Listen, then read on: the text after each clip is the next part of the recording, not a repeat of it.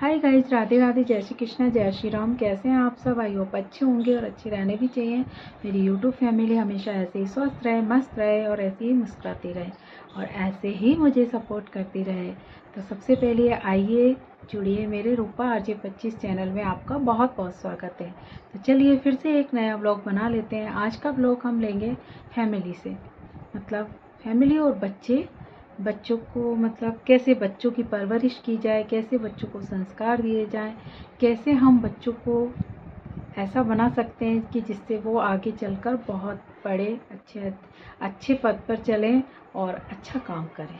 ये सब किसकी जिम्मेदारी है?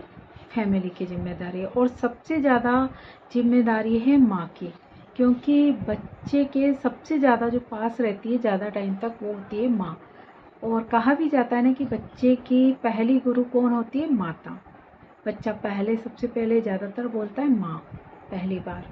तो माँ की जिम्मेदारी सबसे ज़्यादा रहती है। माँ को ध्यान रखना चाहिए कि बच्चों को हम कैसी परवरिश दें, कैसी मतलब उसके साथ बिहेव करें, कैसा उसको कुछ गलती कर रहा है तो उसे हम वहीं रोक दें। क्योंकि बच्चे बचपन में होते हैं मिट्टी की तरह और फैमिली वाले होते हैं कुम्हार। तो कुम्हार जैसा भी मटकी को आकार देना चाहे दे सकता है, छोटा बड़ा टेढ़ा मेढ़ा कैसा भी, जैसे कुम्हार दे सकता है ना। क्योंकि गीली मिट्टी की कोई वैल्यू नहीं रहती, वैल्यू तो रहती है बहुत ज़्यादा, सॉरी, बट उसका कोई आकार नहीं होता। तो आकार देने का काम कौन करता है? कुम्हार। तो यहाँ पे मिट्टी है बच्चे और कुम्हार है माँ बाप। तो माँ बाप जैसे कुम्हार मिट्टी का घड़ा बनाता है, वैसे ही माँ बाप जैसे संस्कार अपने बच्चों को देंगे, बच्चे वैसे ही बन जाएंगे और वैसे ही उनमें संस्कार नजर आएंगे सबको। तो हमें बचपन से ही ये ध्यान रखना चाहिए कि बच्चों को हम कैसे संस्कार दें। क्योंकि माँ सबसे पहले हमेशा ये सोचना चाहिए कि बच्चों के सामने कुछ ऐसा ना करें कि वो गलत उसको गलत सीख जाएं। क्योंकि होता है ना कि माँ बाप की लड़ाई देखकर बच्चे वो भी यही सीख जाते हैं। और कई जगह देखा है ना कि बच्चे बहुत अच्छी इंग्लिश बोलते हैं, बहुत अच्छे तरीके से बात करते हैं। और कई जगह ऐसे देखा है कि बच्चे गाली बकते हैं छोटे छोटे और गांव की भाषा बोलते हैं। गांव की तो चलो कोई नहीं, गांव में जैसे रहते हैं, जैसे माहौल में रहते हैं, वैसे ही वो भाषा बोलने लगते हैं। बट गालियाँ वगैरह देते हैं बचपन में, वो गलत है। और वो सब चीज़ को कहाँ से सुनते हैं? अपने घर से। और उस टाइम बच्चे गालियाँ बकते हैं ना, तब तो हमें बहुत अच्छा लगता है कि बहुत अच्छा किया है, चलो बहुत शानदार काम कर रहा है। हम उस पर मजाक में ले जाते हैं, ऐसे हल्के में ले लेते हैं। बट वो बच्चा बड़ा होके भी फिर वही आदत उसमें हो जाती है और बड़ा होके भी वो वही काम करता है और फिर वो गालियों की वजह से लड़ाई लड़ता है, सबको गालियाँ बकता है, मारपीट करता है। तो फिर वो बच्चा आपकी टेंशन देने वाला बन जाता है। तो इसलिए हमें बचपन में ही उसे रोक देना चाहिए। क्योंकि अगर बचपन में हम रोक देंगे तो वो आगे ऐसा काम करेगा नहीं। तो ऐसे एक कहानी सुनाती, चलो मैं आपको। एक कहानी थी जिसमें मैंने भी सुनी है, पढ़ी है कई बार, वो इससे मिलती जुलती है। तो चलो आप लोगों ने भी सुनी होगी, बट कोई ना, मैं सुना देती हूँ। क्योंकि एक लड़का था, मतलब, और एक उसकी माँ थी। बाप तो चला जाता था काम पे, तो माँ उसको मतलब ध्यान नहीं दिया इतना, मतलब बच्चे पे उसको ऐसा कुछ नहीं सिखाया। तो वो बच्चा क्या, जब भी जाता था ना, स्कूल जाता था, तो छोटी मोटी किसी की किताबें ले आना, किसी की पेंसिल ले आना, किसी का पेन ले आना, और वो आके कहते ना कोई कि आपका बच्चा ऐसे चोरी करता है, तो माँ क्या करती, उनको लड़के भगा देती और उस बच्चे को कुछ नहीं कहती और कहती बढ़िया किया, शाबाशी और देती, अच्छा किया, चलो तू ऐसे ही लाया कर। तो वो बच्चा क्या है, उसको शय मिल गई और वो रोज़ रोज़ ऐसा करने लग गया।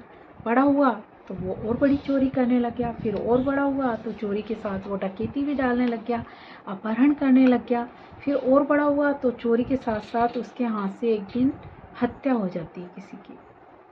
अब हत्या हो जाती है तो एक ना एक दिन तो पकड़ाऊ आते ही हैं अपराधी, तो वो भी पकड़ाऊ आ गया। तो फिर उसे हुई फांसी की सज़ा। अब फांसी की सज़ा हुई तो उससे पूछा गया, अब उस बच्चे को आया कि मैंने ये क्या अपराध कर दिया और कैसे हो गया। तो उस बच्चे से पूछा गया कि आप मतलब आपकी आखिरी इच्छा बताइए। तो उस बच्चे ने कहा हाँ, मरते हैं तब, मतलब ऐसा फांसी के टाइम या पूछा जाता है। कि बताइए आपकी आखिरी इच्छा क्या है। तो उस बच्चे ने कहा कि मुझे एक बार अपनी माँ से मिलना है।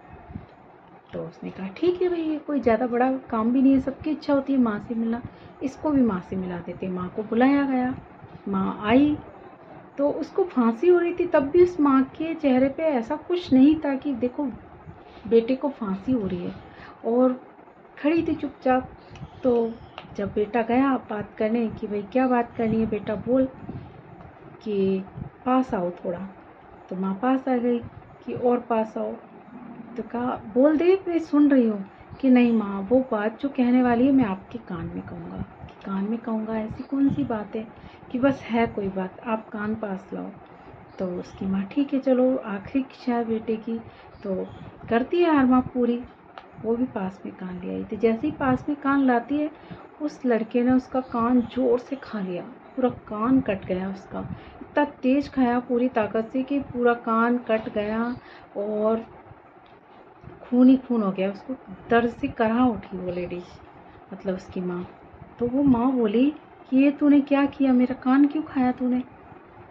तो वो बोला कि माँ ये कान मुझे बहुत पहले खा लेना चाहिए था। कि क्यों, ऐसा क्यों। क्योंकि इन कानों से ही तूने सुना था मेरे बारे में, मैं चोरी करके आता था और तुझे पता था मैं चोरी करके आया हूँ, उसके बाद भी तू उस बातों को सुनकर चुप रही। मतलब तूने इधर से उधर सुन के निकाल दी, मुझे रोका नहीं। अगर वो सब कहने आते थे तो गौर से सुनती और मुझे वहीं रोक देती तो शायद आज मेरी जान नहीं जाती। आज मैं फांसी के तख्ते पे जा रहा हूँ। मैंने चोरियाँ करी, तुम सब ने ज़िंदगी भर, पूरे परिवार ने ऐश किए, और सज़ा कौन भुगत रहा है, मैं। तो ये सब कारण मैं तुम्हारी वजह से ही तो हुआ है। तो आसपास के लोगों ने सोचा बात बिल्कुल सच कह रहा है, और वास्तव में रियली सच भी थी, क्योंकि उससे बड़ी अपराधी तो उसकी माँ थी, जिसने उसके बुरी आदतों पे पर्दा डाल दिया। मतलब उसको डांटा नहीं, रोका नहीं, तभी तो आज उसने बड़ा काम कर दिया, उसके हाथ से हत्या हो गई, आज वो फांसी पे जा रहा है। तो उस कहानी से सबक लेना चाहिए। मतलब ये कहानी ऐसी बनाई गई थी, लिखी भी गई थी, शायद किताबों में ही पढ़ी होगी मैंने, कि सबको सबक लेना चाहिए कि हर माँ बाप को कम से कम, कि हमें अपने बच्चों को पहले ही रोक देना चाहिए। क्योंकि अगर हमने उनकी आदतों को, गंदी आदतों को रोका नहीं, तो बड़े होके वो हमारा ही सिर दर्द बन जाएंगे, और जो वो अपराध करेंगे ना, उससे हमें ज़्यादा टेंशन होगी। क्योंकि छोटी छोटी चोरियाँ करते करते वो बड़े चोर बन जाते हैं, हत्याएं करने लगते हैं, और बहुत बुरा अंत होता है उनका।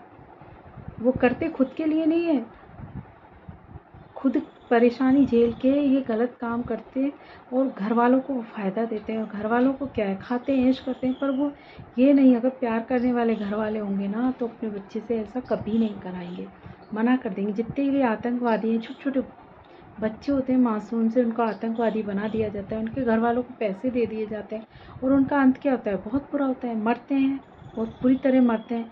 जिंदा बच जाते हैं तो उनको सज़ा होती है, जिनकी जेल में कटते हैं या फांसी की सज़ा हो जाती है। तो किसने भुगता, बच्चों ने भुगता ना।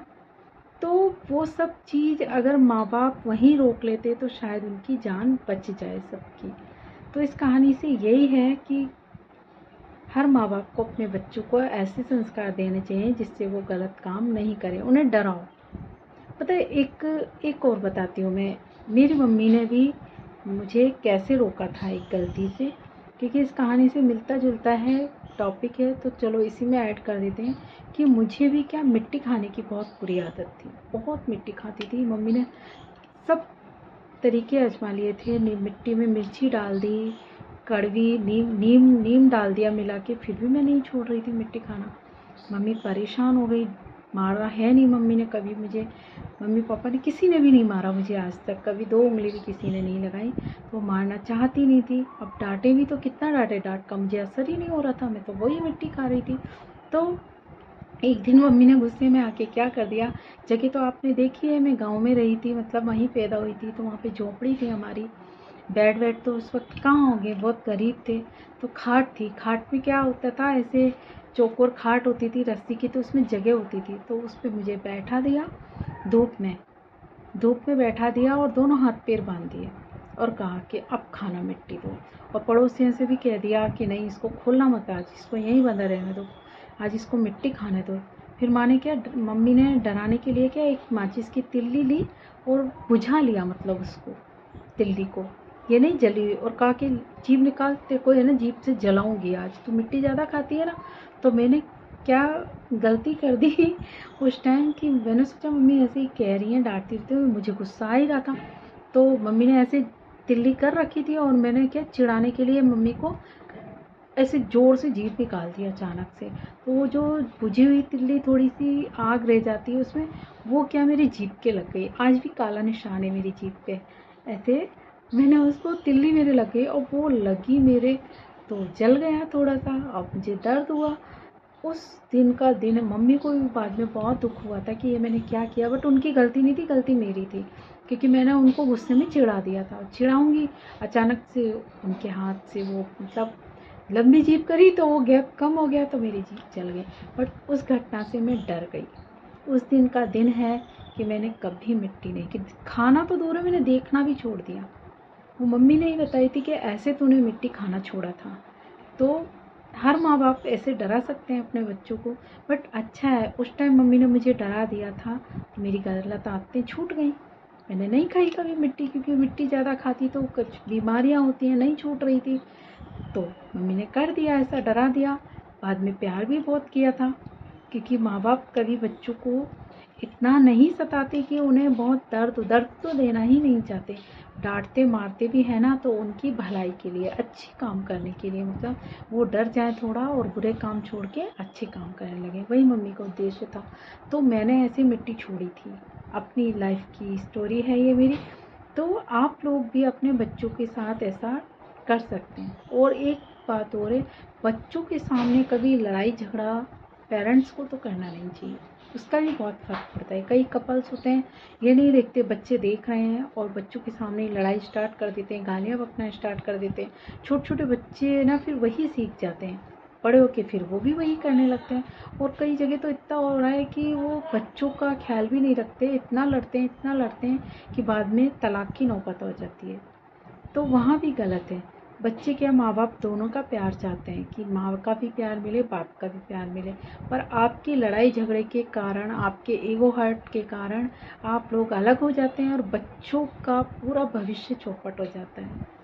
तो ये माँ बाप के लिए ही आज का वीडियो, कि माँ बाप को थोड़ा बच्चों के लिए कॉम्प्रोमाइज़ करना चाहिए। कोई नहीं, सब सर्वगुण संपन्न नहीं होते, कुछ कमियाँ लेडीज़ में होती हैं तो कुछ जेंट्स में भी होती हैं।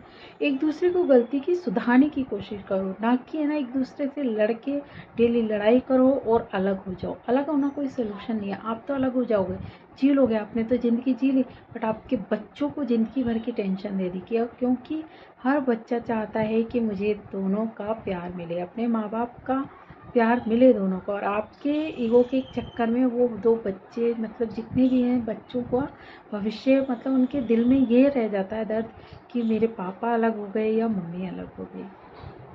हर बच्चे को माँ बाप का प्यार मिले, ये सबकी तमन्ना होती है।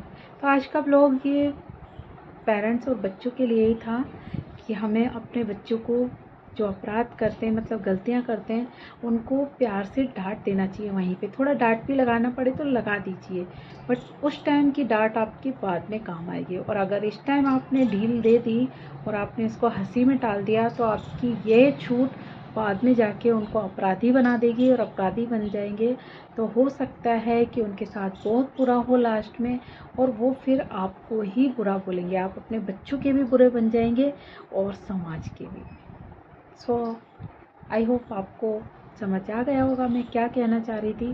तो आप ध्यान रखेंगे अपने बच्चों का और अपनी फैमिली का, कि ऐसा कुछ ना हो उनके सामने कि वो गलत राह पे चल जाए। आज के लिए इतना ही, ज़्यादा लंबा वीडियो नहीं बनाऊंगी, बहुत ज़्यादा लंबे हो जाते हैं, आपको भी सुनना अच्छा नहीं लगता और मैं भी बहुत ज़्यादा बोल जाती हूँ, फिर टॉपिक बढ़ जाता है और उसमें नए टॉपिक मिल जाते हैं। तो आज के लिए इतना ही, तब तक के लिए ध्यान रखिए अपना और मेरी वीडियो ऐसे देखते रहिए। राधे राधे, जय श्री कृष्णा, जय श्री राम।